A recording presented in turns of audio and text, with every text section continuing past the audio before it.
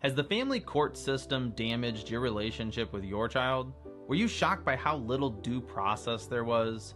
You're not alone, and now you can be part of the solution. For the last 11 years, Mark Ludwig has led the charge for shared parenting reform.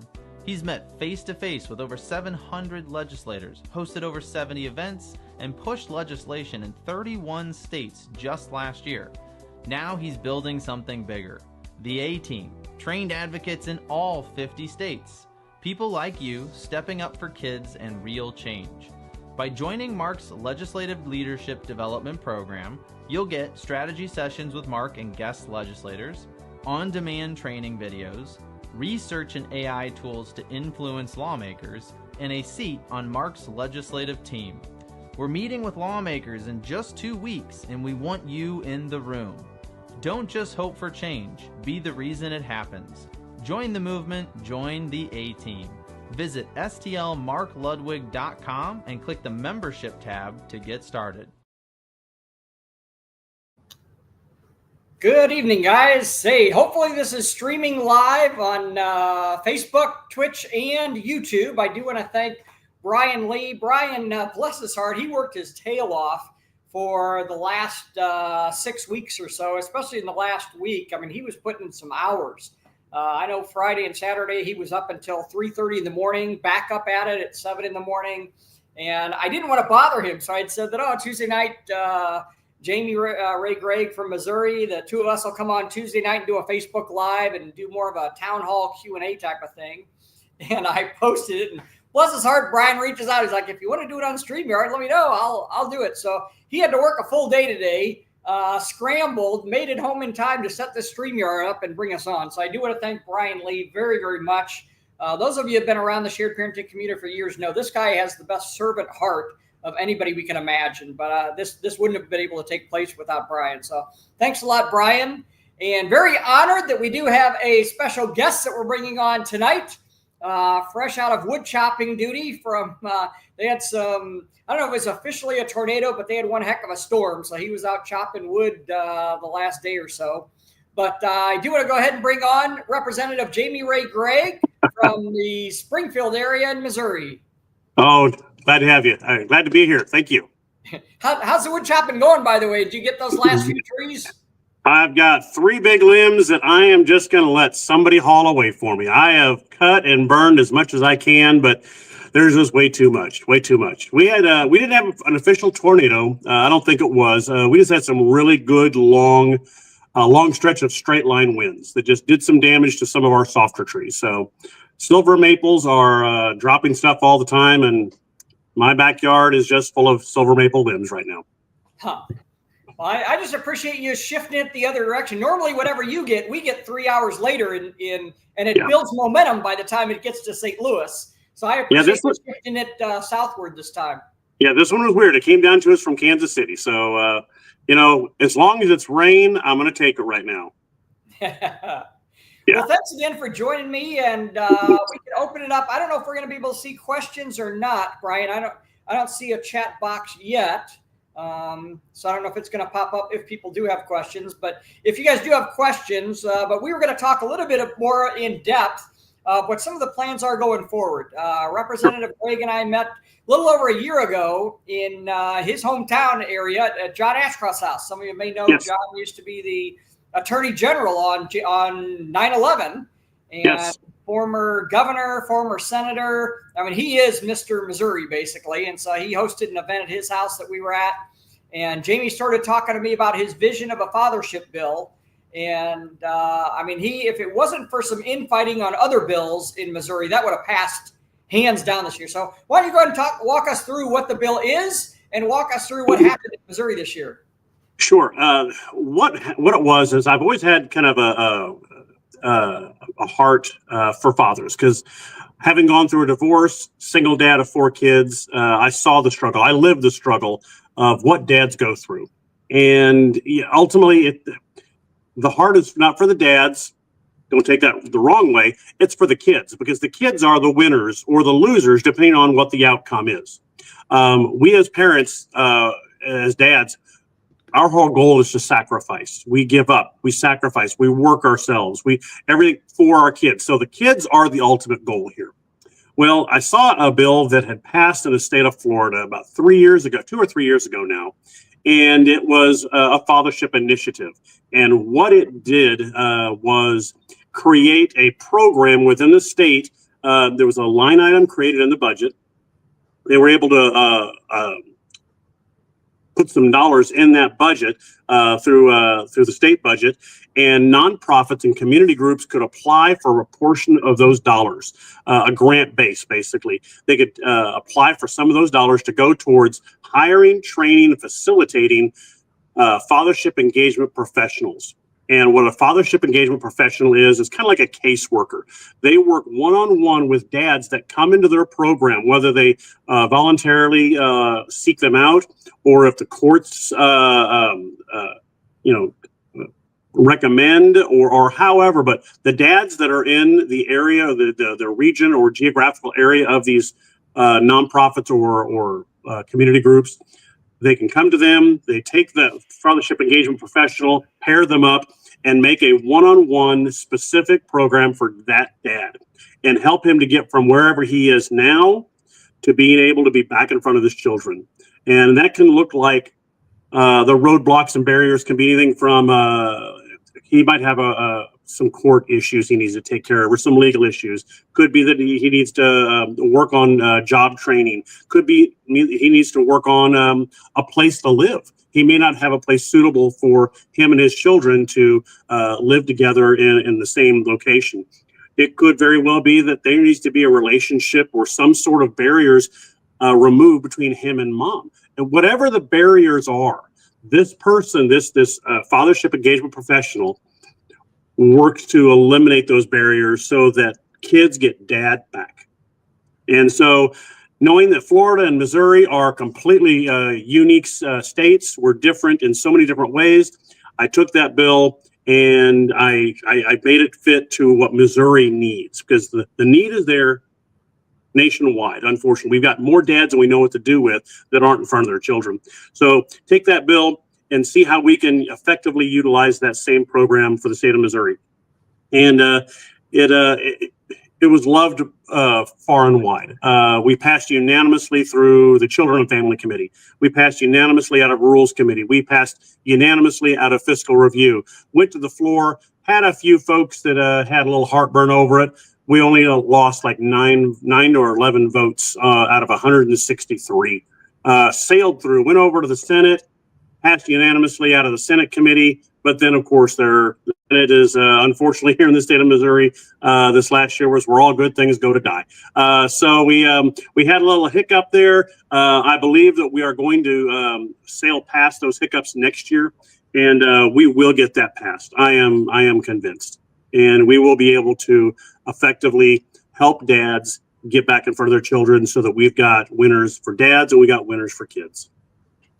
Excellent. Yeah, like I said, this definitely would have passed if it wasn't for the infighting in the Senate, which had nothing to do with our bill whatsoever. Nothing with any of us. Yeah, they just basically shut the whole Senate down the last 2 weeks of session. But no doubt in my mind, we would have just run the table on the floor there if we could have made it to the floor. Yeah. And luckily, we have a governor that is he's very compassionate towards families. He grew up himself, and he'll be the first person to tell you he grew up in a single mom household. And so anything that will strengthen the family unit, he's going to be all over. So, when he gets this, I know there will be no doubt in my mind, he will sign it in record time. Yeah. Definitely. And now we've got a plan to start bringing it to other states. Yes. Representative and I are going to be in Indianapolis in 2 weeks. Actually, 2 weeks from tonight. I don't know if you're coming up Tuesday or Wednesday. I think I'm coming up on Tuesday. Yeah. Okay. Yeah. And I did get I was wondering when you said grouper, I didn't get the menu plan until after you had said that. Now I realize why you said that. I got the chicken, but we're going to a event with some Missouri legislators that is always just a neat event. And yes, it is. We had to pick our menu items out ahead of time. So But yeah, it is going to be a neat event. We've got a lot of legislators from across the country, a lot of them supportive already of our issues. The neat thing is Patricia Rucker is the national president of ALEC, and she sponsored our bill in West Virginia, and she's passionate. She's not just oh yeah, I'll put my name on this bill. I mean, her heart is with fathers. I mean, she has a passion. So to have a senator from West Virginia that's the national president of the largest organization of state reps and state senators, it's going to be a productive week for Jamie and I over there. Yes. And we're already working on lining up some meetings with legislators to see what bills we can have. So if you're watching this, I don't care what your state you're in, I promise you 100%, the two of us have a goal. We're going to spread this to all 50 states. In one form or another, I'll be working on at least some bills in all 50 states. My goal is to have a team by December in every single state in 50 states. So if you're interested in being a part of that team, shoot me an email to the starnetmark@yahoo.com, or if you're on Facebook, send me a private message and I'll try. And unfortunately, sometimes I guess if you're not a friend of mine or we haven't spoken, it doesn't always show up. It goes into this other folder that has thousands of, the one time I looked, I forget how, but there were a lot of messages in there. So if you don't get me on private message, just make a comment that, hey, Mark, I'm wanting to join the team in such and such state. Because literally right now we're putting teams together every single state in all 50 states. But if you can let us know ahead of time, Jamie and I can look for specific states, because every rep will have their name and their state on there. So if we get 5 messages from Kansas, although Kansas we're already working on, we've got the president of the Senate that I think you know too, Ty. Is definitely in support. We've got the Speaker of the House is on our side. We've got Stephen Owens as a bill sponsor he's in the Senate, very well liked. And that's the key too, is get a sponsor that's liked by the President of the Senate and the Speaker of the House. And I'm telling you, they love Stephen to death. So, but if we get 5 messages from a state, we're going to be scouting out, hey, we've got some constituents in that state. Hey, we're going to be targeting your state. So, and Mark, also, if you've got people out there in those other states, join your team, of course. That's first and foremost, but also get a hold of your legislator and say, hey, you got to get a hold of these folks, because this is a great program, so that way we can kind of hit both sides. Definitely. Yeah, and let us know. Anytime you have a meeting with a legislator, let us know so that we can have an idea of what states we're making progress with. Do we have any questions? I do see now, but it's so small that I can't read it. The comments. I'm looking. Oh, let me get my reading glasses on, see if that'll help. Well, I'm getting old enough now. I need reading glasses. I have my birthday. Oh, whoa, there we go. Okay, medication. Medi is a great leader for us in the Washington, D.C. area. He's going to be a big part of the military bills that we're working on at the federal level. He and his buddy Erhan, they both spoke on Sunday and did a great job.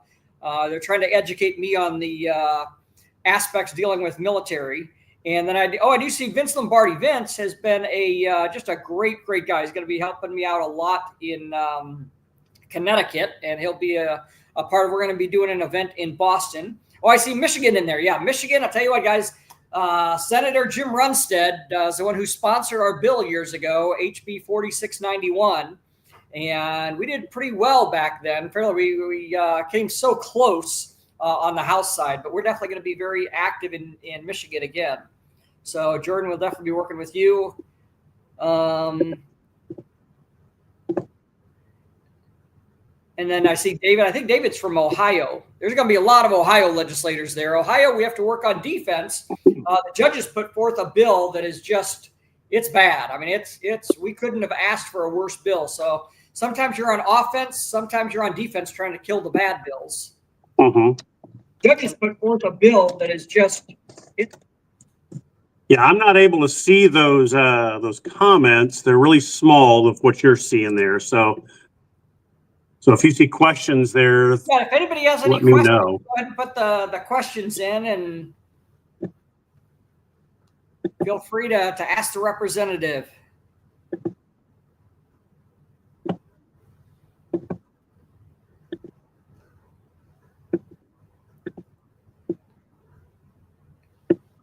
So now, how many terms do you have left? For those of you that don't know, in Missouri, we have an 8-year term limit. Yes, we're term limited. We have a total of 8 years we can serve in the House and 8 years in the Senate. I am just in the middle of my third year in the House, so I haven't even gone over to the Senate. So, we'll see where the Lord really wants us to go after this. But as of right now, still got quite a few years in front of me. So that's excellent. Yeah. So yeah, we still have 5 more years. Excellent. You had the all day Sunday event this last Sunday, and you had a lot of viewers on there. And I went back and looked at some of the comments when I was on earlier in the day, and mentioned that this bill that I'm working on was modeled after what was in Florida. And I know a lot of folks in Florida. They're not able to see the repercussions or the full function of this bill yet. There's still some struggles going on. It's not going to be a perfect, no matter who adopts this, it's not going to be perfect the second you roll it out. So I've talked with some the folks in Florida on this legislation, and they've blazed the trail is what they've done. They're the ones that have introduced a bill that no one has seen. They've got the program in the works right now. They've got fathership engagement professionals, and of course they're working the bugs out. As they are that model, it's going to get bigger and better, and it's going to be more helping more dads as we go down the road. And every time we get some data from them, we're going to pull that so that we can, what I'm introducing here in the state of Missouri may look like this, but with a couple of years of data from the state of Florida, and after we get ours in, let's just say Indiana, since that's where we're going in a couple of weeks. If Indiana wants to adopt this, they're going to get a better bill for a filed bill, because they're going to not only have what I am filing here in the state of Missouri and what Florida filed, but also the data is just going to be so much a better product. So, there's always going to be struggles. There's always going to be opportunities, but every time we learn something, we're making it better. And ultimately, we just want to make sure we get to that end goal where we don't have kids growing up without a parent. Yeah, and it's funny you mentioned the Florida. That was why we had to move this thing. I just did a Zoom meeting with Dr. Bernard Jennings. He's the one who actually started everything in Florida. So I was just doing a Zoom meeting with him. And for those of you in Indiana, we do have Indiana's on what they call a 2-cycle year state. So they have one primary year where you can file any bill you want. And then the second year, there's basically only 5 years or 5 weeks a session for them. So there's not a lot of time to get things moving. So unfortunately, this coming year is the short session. But we do have Dale Devon is the chair of the Family Services Committee. And he's a potential bill sponsor. Last year, he sponsored the 50-50 rebuttable presumption bill for us. And it's very powerful, as Jamie can tell you. When you've got the chair of a committee, that's powerful to have them as a bill sponsor. And we've got Mike Karakoff, who's the Speaker Pro Tem, is a very good, matter of fact, Mike watches our thing. You'll see him comment. He may be watching tonight. He comments all the time on these. So I wouldn't be surprised if we see him popping in here. But we've got some very good momentum going in Indiana. I think Indiana is going to be a state to watch the next couple of years for sure. So if you're from Indiana, let us know. Jamie and I are coming in town on Tuesday. So I don't know what your schedule's like on Tuesday, but I was already planning on getting together with a couple people for dinner Tuesday, because most of our stuff doesn't start until Wednesday. Right. But if anybody's interested in get together Tuesday night, shoot me a message right away. I've already got a few people that we had an event there a couple months back, and we had about 50 people show up. It was a pretty decent event. So if you're from Indianapolis, don't fly in from out of town if you're not from there. It's not going to be that kind of a meeting. But if you're within an hour's drive and want to get together with us, shoot me a message, and we'll let you know. We can try and get with you Tuesday when we get to town. Sure. Let's see. Oh, Scott Field said, what about cameras in the courtroom? Scott's been a long time advocate for us. He's been around longer than I have from St. Louis here. Cameras in the courtroom, as in like when we have for hearings. That's one bill that down the road we'd like to push. We haven't really pushed it too much yet. But the challenge is in the family court arena. there's no record of anything. So it's very hard to appeal a case. If you want to try and get a transcript of your case, you're looking at thousands of dollars to pay for a transcript. You're not allowed to bring phones into the courtroom. You're not allowed to. So one thing a lot of people have been really pushing for is, why can't we get cameras in the courtroom? Now, I know the pushback we're going to get are judges making the claim that since we're talking about children, that we have to be careful because we don't want things on record that kids wouldn't want known about their personal situation. I know that's the big pushback that we're going to get. But and also from issues that mom and dad go through, that's going to basically taking everything private and their family situation and putting it public as well. I understand that, but interesting. I've not had anybody bring that up, but that's something to at least address and look at. Yeah, that's one thing a lot of people have talked about for years. And like I said, I would like to see some form of it. We're going to have to work and we are going to have to compromise some. Just because I said, I know the pushback they're going to get is, what happens when you have a situation where there was legitimate abuse or something like that, and would the child want that knowing and on public record that when they get, they're going through school and one of their classmates finds out about it and starts bullying them in saying, hey, I heard this about you. So, but I do agree with Scott. Somehow the biggest key is we've got to get some more form of accountability. We can't have judges doing everything off record. Where nobody gets to know about it. And normally what happens in the family court arena is the majority of time, you're never really in an official hearing. You show up and the judge says, I'd like to meet with the counsel back in my chambers. And so they go back in the chambers, shut the door, have some donuts and coffee, rack up an hour bill for you of trial time. And then they come out and they say, well, we're going to come back in another month or two. Right. And that happens so many times. So we got to get some kind of accountability. What is really going on here when these bills are getting racked up? Yeah. Yeah. When there is a separation in the family, when mom and dad are, we'll go there.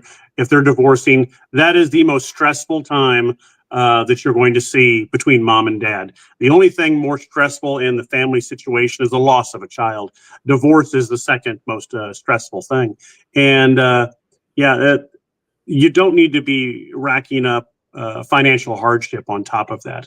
Mom and dad, or more than one, mom and dad are both going through some really tough times, emotional times, psychological times, and then to put debt on top of it. Yeah, you're right. There needs to be some accountability for that. Yeah, and so many people don't realize that. I didn't realize until it happened to me what people go through. If somebody would have told me that a dad got every other weekend, I thought, well, yeah, what's wrong with that? Until it happens to you and you start realizing, wait a minute, your child who's missing out on that bonding time, of missing out on the experiences and not realizing what happens. And I'll fight just as hard for a mother as I will for a father. But statistically, it's normally at a 6-to-1 ratio that the fathers are affected. But traditionally, one person ends up having to move out of if a couple's married, one person moves out, it's almost always the father. So the father's being hit with legal bills, then they get hit with child support. Meanwhile, they're trying to get a second home set up. And think of the children who are going through where one house is all their bills are paid, everything's fine, that everything continues on. And who's helping the non-custodial parent try and get back up on their feet again? Right. And what kind of experience is that when they, I know of one situation very well where the one parent lives a great lifestyle, got a beautiful home, and the other one lives in a condo. Yeah. And what, can't afford anything for 12 years, couldn't afford to take the child on vacation, couldn't afford to buy a house. So they, weren't able to have the traditional backyard to play in or anything like that. And, what kind of an experience is that for a child when they think, boy, I can't do anything fun at dad's house because he doesn't have any resources. We have no money for anything. Right. And the one thing that also in my situation, not only was there that financial hit, I was paying an attorney straight out of my pocket.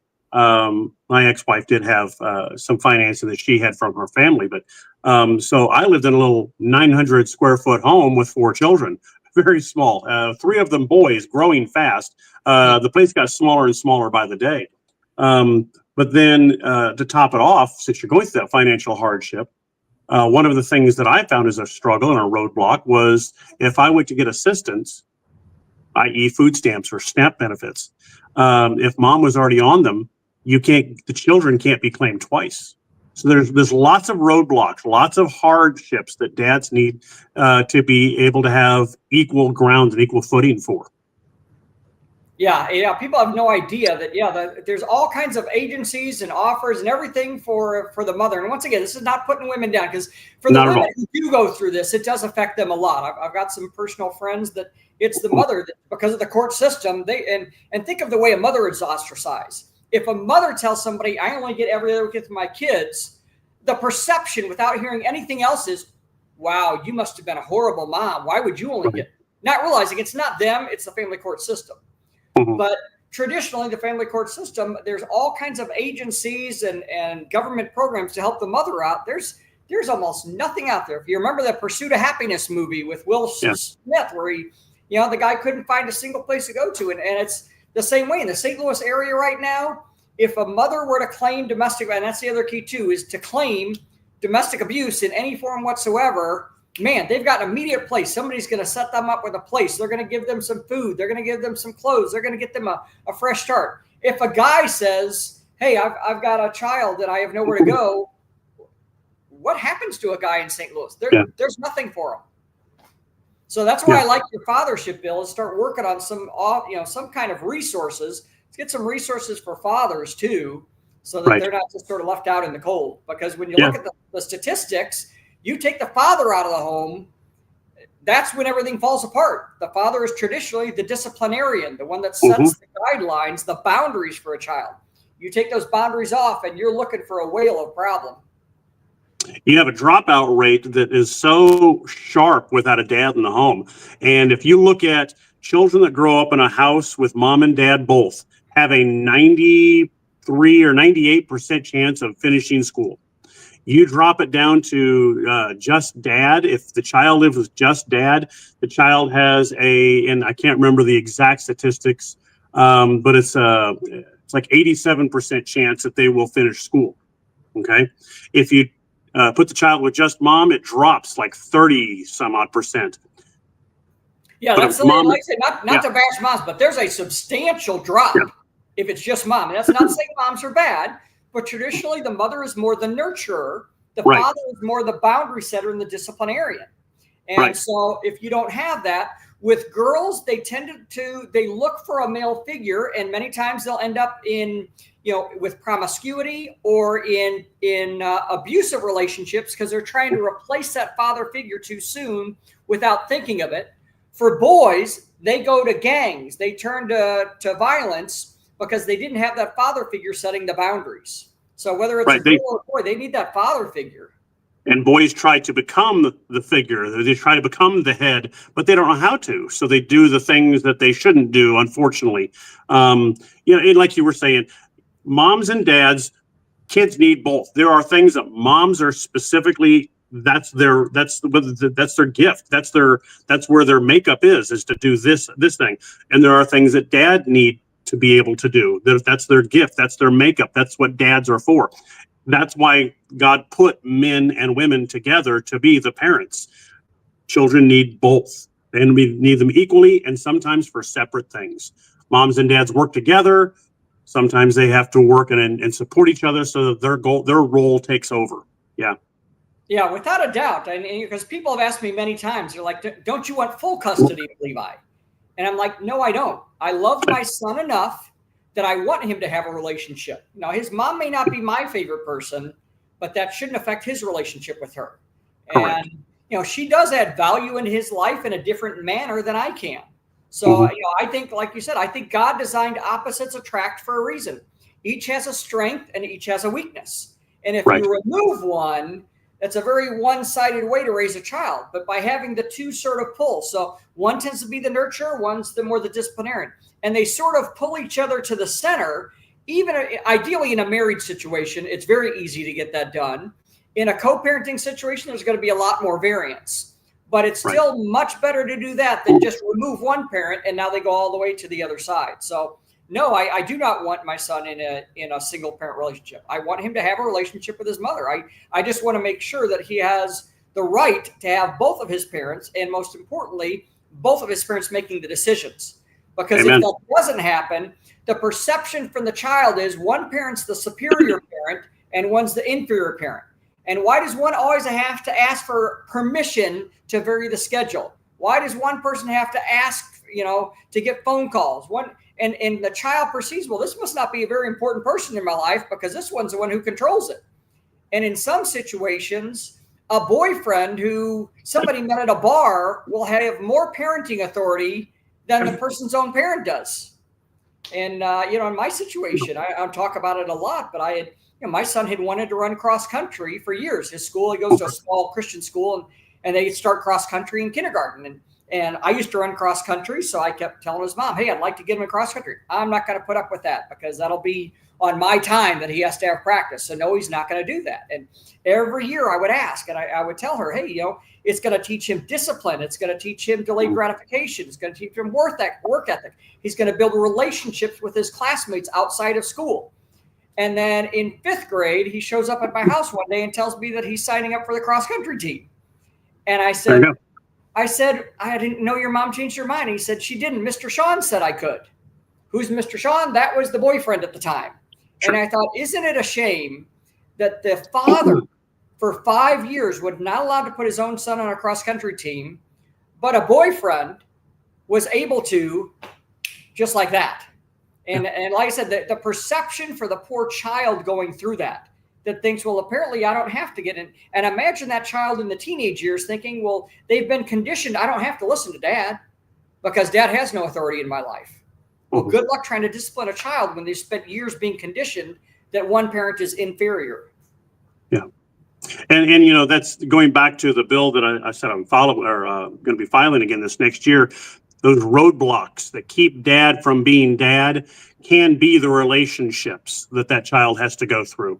And so, these fathership engagement professionals will work with dad one-on-one, creating that program to help alleviate and get rid of those roadblocks that keep dad from being dad. And if one of those roadblocks is another individual, not saying we get rid of that person, but we have to re-educate, we have to train, we have to somehow get it so that dad is the number one at the table. Dad is the guy there. Dad's dad. Dad is half the DNA of that child. Now, the other person they can have a role depending on the importance and the length of the relationship and how that is brought in by mom. But that has to be trained as well. That has to have its place. And sometimes that place is quiet in a corner. Other times, depending on if it's a relationship that is blossoming and mom is going to get remarried, then there's other training for that. Then go through that training and learn how to be a future stepdad or whatever that is. But dad has to be number one at the table, just as equal as mom. So that is going to be a part of that. Yes, I'm glad you're sponsoring that. And like I said, I really do. I think next year we're going to get it done. I mean, and we'll get it done early. We're going to hit the ground running with that one. Yeah, so really, really excited about that. Well, I don't want to keep you too long tonight. Any other closing thoughts that you wanted to share? I'm never hesitant to have people reach out to me if you ever have any questions, whether you're in the state of Missouri or not. If you ever have questions, you can find me online. I've got a Facebook page. It's Jimmy Ray Gragg, state representative. You can go on the state website. You can get my contact information right there as well for my office. Got my email there. Got my phone number there. Ever have anything at all? Reach out. I'll help you in any way I can. Yeah, I appreciate you, and I can vouch for that. I mean, you anytime I've ever needed you, you either answer the phone or you call me back or you'll send a text like within 60 seconds. So yeah. I know, unfortunately, we had a lot of people in our community that have never reached out to a legislator, and they have this image that, they're terrible. And guys, until you reach out to them, give them a chance. Most legislators, I think, on both sides of the aisle, I think especially if you're constituent, 99.999% of the legislators, both sides of the aisle, if you call them up and say, hey, I'm a constituent of yours, they'll listen to you. They may not agree with you, but they'll give you a phone call at least. So guys, don't turn on legislators and protest legislators if you haven't at least reached out to them. Most legislators, they need to be educated. They're not the enemy. So reach out to them. And like I said, we couldn't have asked for a better bill sponsoring you. We've been very fortunate. We had Jim Murphy with the SB 35 in Missouri. Yeah. That Jim's been a a great warrior for us. We had Kathy Swan, we had Rick Bratton. We've had some great Bill sponsors, but great to have you with this fathership, Bill, and looking forward to a great year next year, not just in Missouri, but across the country with this. Yes, I look forward to working with any other legislator statewide, nationwide that wants to work on a bill like this. So looking forward to this year. Yeah, so if you guys do have other legislators, shoot either Jamie or myself a call and let us know, because like I said, in 2 weeks, we are going to spend 3 full days literally talking about policy with legislators. This isn't a golfing trip. This isn't we start early and we go late, and it is meeting after meeting after meeting with legislators saying, hey, what kind of bill can I file in 2026? So this is going to be a great chance for us to really get something done in 2 weeks in Indianapolis.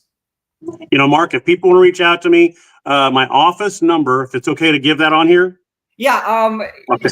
If I type it, Brian, will they see it? If I type it in the chat? Or I wonder if Scott Mark, I can actually post it and make a banner and have it shown. Okay, cool. That's fantastic. You're the man. All right. So go ahead and share it real quick here, then he'll grab it from me. Okay. My phone number is 573-751-2565. And that'll go straight to my office. And if I don't answer, if my assistant doesn't answer, it'll come to that message will get to me. And like we've just said, I will get back with you. If you want to email me, my email is, and it's a little different. It's Jamie Ray, all together, JAMIERAY .Gragg, GRAGG @house.mo.gov. Yeah, and say it again in case Brian's typing. Oh, he's got it right there. Perfect. Good job. Brian, Brian, I'm telling you, dude, we are so grateful for you. Yeah. There you go. Yeah, if you ever have any questions or want to reach out, there you go. That's my contact information right there. Cool. All right, guys, so we'll go ahead and end it for now. But Representative, I want to thank you so much. And thank you for having me. Appreciate you're going to be at the White House a week from today. A week from today, yes.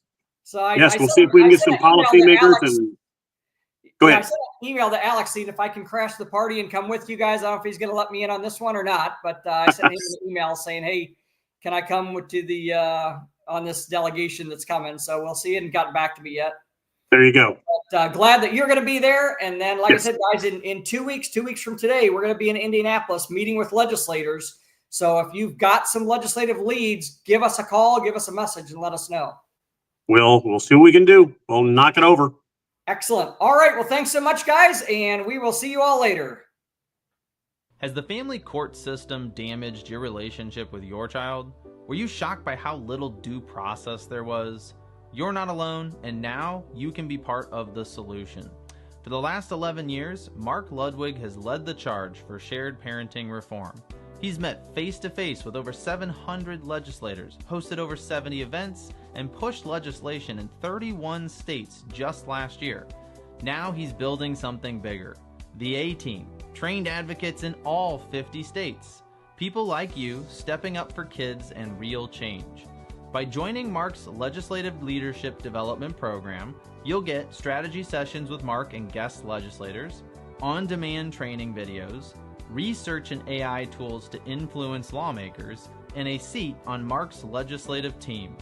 We're meeting with lawmakers in just 2 weeks, and we want you in the room. Don't just hope for change, be the reason it happens. Join the movement, join the A-Team. Visit stlmarkludwig.com and click the membership tab to get started.